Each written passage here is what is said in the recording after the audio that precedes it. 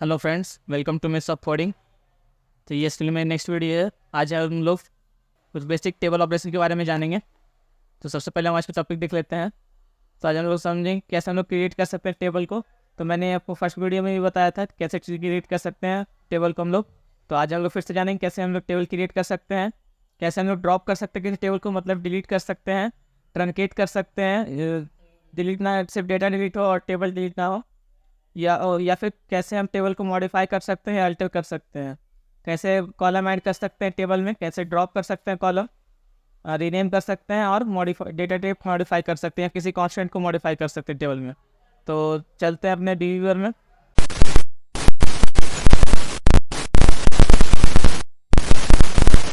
हमारा डिवीवर ओपन हो चुका है। हम टेबल क्रिएट करने के लिए सिंपल क्रिएट टेबल स्टेटमेंट का यूज़ करेंगे। क्रिएट टेबल और उसके बाद हम लोग टेबल नेम देते हैं एज यूजुअल। तो हम लोग यहाँ पे देंगे टेस्ट टेबल। किसी किसी डेटाबेस में आपको यहाँ पे डेटाबेस का जो नेम है या स्कीमा का नेम है उसको पहले लिखना पड़ता है और डॉट देना पड़ता है। तो मैं यहाँ पे डेमो डीबी के अंदर अपना ऑपरेशंस कर रहा हूँ, इसलिए यहाँ पे मैं सिर्फ टेबल नेम दूंगा और उसके बाद फिर कॉलम्स ऐड करेंगे। यहाँ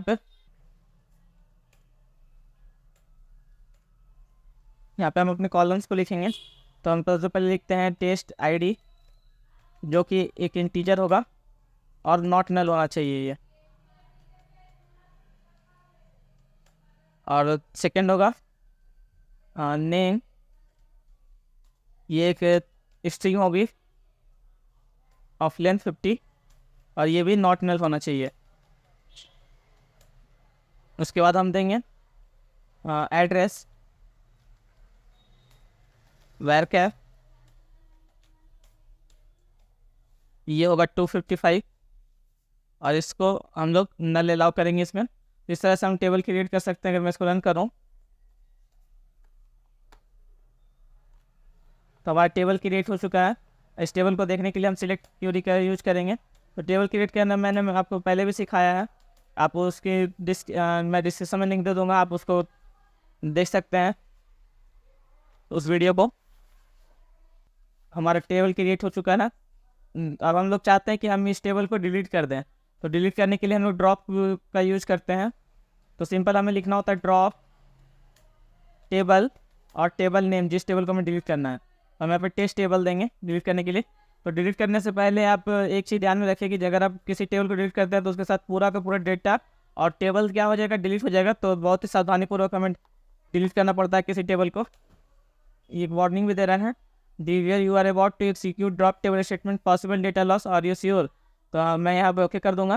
तो हमारा डिलीट क्या हो जाएगा, टेबल डिलीट हो जाएगा। अगर मैं अभी इसको रन करूँ फिर से सिलेक्ट स्टेटमेंट को, तो देखिएगा मैं इधर देखने को मिल रहा है कि कोई भी ऐसा टेबल एग्जिस्ट नहीं करता है। तो इस तरह से हम लोग ड्रॉप कर सकते हैं किसी टेबल को।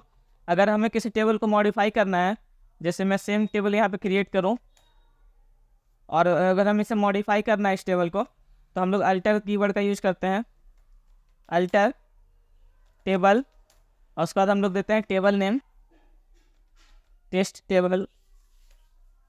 और हम लोग यहाँ पे चाहते हैं कि एक हम कॉलम ऐड करें, तो यहाँ पे लिखेंगे ऐड कॉलम नेम देंगे यहाँ पे हम लोग सबसे पहले। तो मान लीजिए मैं यहाँ पे टेस्ट एक कॉलम देना चाहता हूँ जो वैरकैर 50 होना चाहिए और यहाँ पे डेटा टाइप देंगे और इसको क्या करेंगे हम लोग रन कर देंगे। अगर तो हमारा ये कॉलम क्या हो जाएगा, इसमें ऐड हो जाएगा। ये हमारे टेबल में कॉलम क्या हो चुका है, ऐड हो चुका है। अगर हम अभी इसको रन करें सिलेक्ट क्यूरी को, तो आप देख सकते हैं कि हमारा एक कॉलम और ऐड हो चुका है टेस्ट कर, जिसका नाम क्या है, टेस्ट है। इस तरह से हम लोग कॉलम ऐड कर सकते हैं अपने टेबल में। अगर हमें कॉलम को डिलीट करना है तो सिंपल हम लोग अल्टर कीवर्ड का यूज करेंगे, अल्टर टेबल स्टेटमेंट का यूज़ करेंगे और यहाँ पे ऐड की जगह हम लोग ड्रॉप लिखेंगे। जो कॉलम हमें डिलीट करना है उस टेबल से उसका नेम लिखेंगे।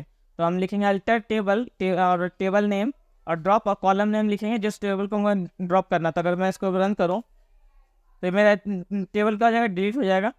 अगर फिर से हम सिलेक्ट स्टेटमेंट रन करें तो आप देखिए कि हमारा जो टेस्ट टेबल था वो डिलीट हो चुका है। तो इस तरह से हम लोग डिलीट कर सकते हैं। अगर मुझे मॉडिफाई करना है, रीनेम करना है किसी टेबल के कॉलम को, तो हम वो भी कर सकते हैं अल्टर कीवर्ड की मदद से। उसके लिए सिंपली मुझे यहाँ पे लिखना होगा टेबल नेम देंगे हम, जिस टेबल को हमें रीनेम करना है, टेस्ट टेबल। और उसके बाद लिखेंगे यहाँ पे रीनेम कीवर्ड, लिखेंगे रीनेम। और जिस कॉलम को हमें रीनेम करना है उसको हम देंगे यहाँ पे एड्रेस। और जिससे रीनेम करना है वो यहाँ पे देंगे टू ड्रेस। अगर मुझे एड्रेस को कॉलम को रीनेम करके ड्रेस लिखना है तो मैं ऐसे कर सकता हूँ। तो यहाँ पे रीनेम के बाद मुझे कॉलम भी लगाना पड़ेगा, rename column address to dress. अगर हम इसको रन करें तो आप देखिए कि हमारा जो रीनेम है वो कॉलम का वो हो चुका है। अगर मैं सिलेक्ट स्टेटमेंट को रन करूँगा तो यहाँ पे एड्रेस की जगह ड्रेस आ चुका है। तो इस तरह से हम लोग रीनेम कर सकते हैं किसी कॉलम को। अब मान लीजिए किसी कॉलम की डेटा टाइप को अगर मुझे चेंज करना है तो वो हम कैसे करेंगे? तो सिंपल है, उसके लिए यहाँ पर हम लिखेंगे अल्टर कीवर्ड, अल्टर स्टेटमेंट लिखेंगे, अल्टर स्टेटमेंट टेबल नेम देंगे जिस टेबल में जो वो कॉलम है।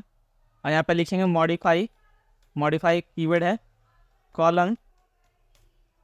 और यहाँ पे हम लिखेंगे मॉडिफाई कॉलम देने के बाद जिस कॉलम को हमें मॉडिफाई करना है, तो हमें नेम के डेटाबेस को मॉडिफाई करना है। तो नेम का जो हमने डेटाबेस लिया था वो वेरकार 50 लिया था। यहाँ पर हम देख सकते हैं ABC है। तो हमें नेम के जो डेटाबेस टाइप है उसको मॉडिफाई करना है। तो हम यहाँ पे चाहते हैं कि नेम में जो डेटा टाइप है वो इंट हो जाए। तो हम यहाँ पे इंट लेंगे और इस क्वेरी को रन करेंगे तो हमारा ये क्या हो चुका है, मॉडिफाई हो चुका है कॉलम का डेटा टाइप। अगर हम इसको रन करें सिलेक्ट क्वेरी इस को, तब तो आप देख सकते हैं कि जो नेम है उसके ऊपर 1 2 3 इसका मतलब ये क्या हो गया, इंट हो गया। यहाँ पे आप अगर आप होवर करेंगे तो यहाँ पे आपको इंट देखने को मिलेगा। तो इस तरह से हम लोग कॉलम के डेटा टाइप को भी चेंज कर सकते हैं। आई होप आपको आज का वीडियो समझ में आया होगा। तो आज के लिए बस इतना ही, थैंक यू।